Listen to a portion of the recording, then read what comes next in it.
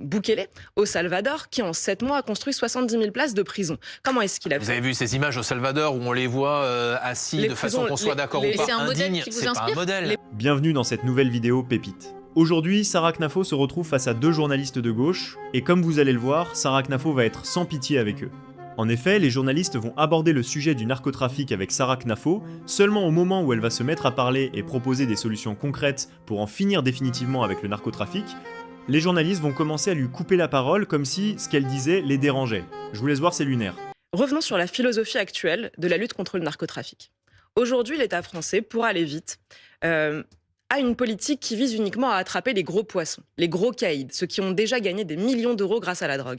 Pour cela, on va mettre sur écoute les petits dealers, les petits guetteurs. On va les mettre sur écoute pendant longtemps, des mois. Les policiers vous disent que les enquêtes durent des années, on met sur écoute, on remonte les filières. Et puis une fois qu'on aura remonté la filière, on va arrêter le gros. En attendant, il aura déjà gagné des millions d'euros. Et c'est peut-être à ce moment-là seulement qu'il risquera la prison et qu'il fera de la prison. Pour lui, vous comprenez, si on pense en économie rationnelle, que le jour en veut la chandelle.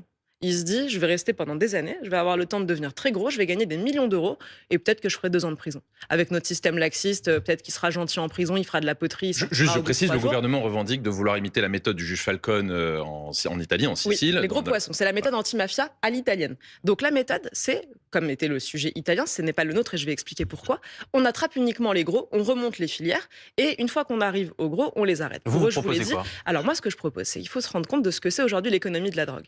250 000 personnes concernées par l'économie de la drogue. C'est-à-dire bientôt presque autant que le nombre d'agriculteurs en France, pour faire un lien avec ce qu'on disait tout à l'heure. 250 000 personnes concernées. Vous avez du bas en haut de l'échelle une sorte de main-d'œuvre abondante et bon marché.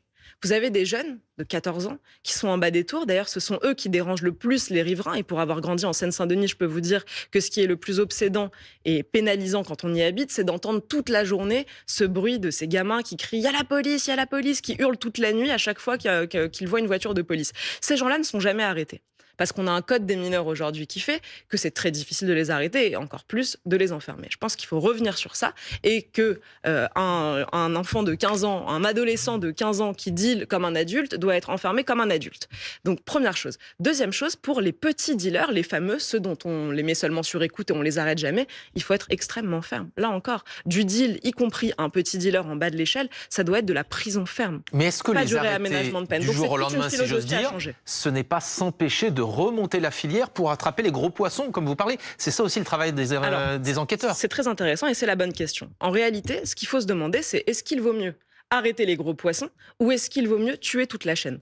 J'ai ma réponse. Je pense qu'il vaut mieux arrêter toute la chaîne, c'est-à-dire empêcher ces gros poissons d'avoir accès. Voilà. Non, c'est plus Par facile ailleurs, de nos le faire, c'est juste qu'on veut pas le faire. explosent. Enfin, il y a déjà une population c'est ce que j'allais dire. Immense. Il faut un plan d'urgence de création de 100 000 places de prison.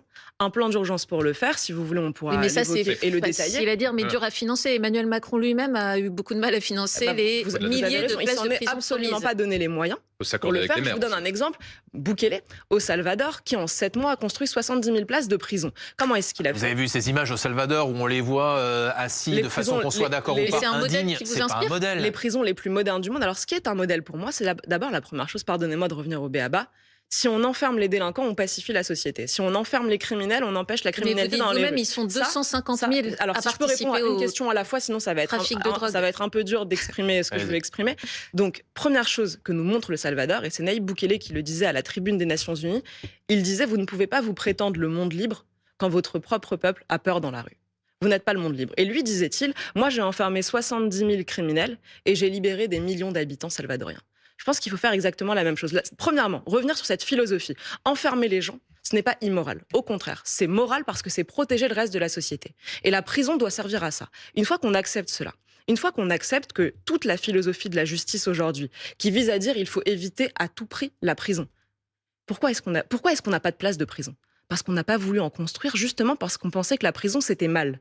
Une fois qu'on se dit qu'en réalité, la prison protège le reste de la société, je peux vous dire que ça va rouler pour construire ces places de prison. On a énormément de moyens. Vous avez typiquement... Mais il y a par ailleurs un code pénal. Vous ne pouvez pas enfermer les gens à moins de changer les lois. Comment ça? Là, aujourd'hui, on n'enferme pas des criminels. Il y a des délinquants qu'on n'enferme pas.